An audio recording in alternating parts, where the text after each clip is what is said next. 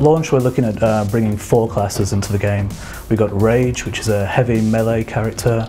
We've got Assassin, which is a much faster melee character with a lot of dynamic movement skills. We've got Energizer, which is kind of our healer, but with a twist. And we've also got Gunner, which is a ranged class which can use multiple different types of ranged weaponry. Gunner is our main ranged DPS guy. He uses guns primarily, but also uses bows, crossbows, weapons like that. He's got some brilliant skills for really controlling the environment, really controlling his target so that he can really maximize the damage he's doing. Energizer is my favorite class because it's a really fine line to walk. It's a difficult class to play, but it's very enjoyable when you get it right. You're balancing on that knife's edge of life and death, not only for your friends and companions, but yourself. I'm doing damage to myself to heal my buddies. They are there to assist teammates, boosting them with powers or healing them, but they do fight.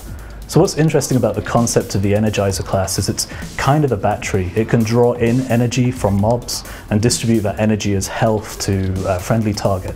Rage, they are more like a kind of a big, bulky, muscular people, classes which they carry big swords, with big armors.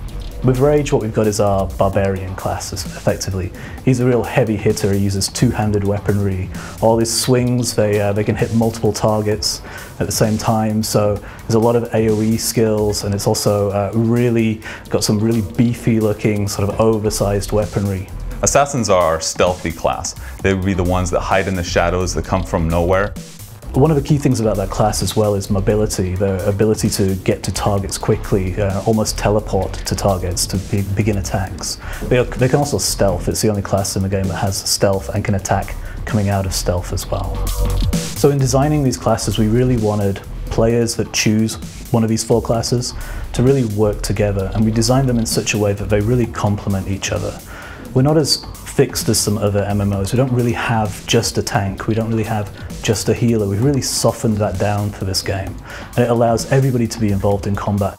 One of the main things that's different about the combat system in Otherland is that we don't limit players to a class-specific weapon. If I'm a Rage player and I like playing Rage, which uses big two-handed weapons, I could also switch to a small sword or to a gun if I'd like to. A lot of the skills are actually found on the weapon. So in Otherland, a Rage character could actually be using his class abilities to do his job, whether that's damage or tanking. But then he could also equip, let's say, a gunner shotgun, and it has its own special abilities, and he can then use those abilities in combination with his own Rage class abilities to create really interesting and fun scenarios. We're always working on things.